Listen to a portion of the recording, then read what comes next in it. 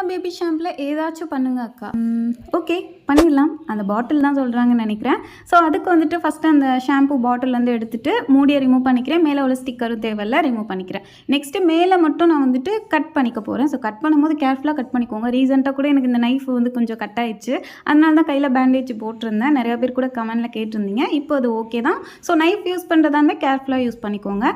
Next வந்துட்டு பார்த்தீங்கன்னா சைடில் ஒரு கட் மாதிரி பண்ணிவிட்டு ஃப்ரண்ட் சைடு மட்டும் ஒரு பக்கம் மட்டும் அப்படியே நான் கட் பண்ணிக்கிறேன்.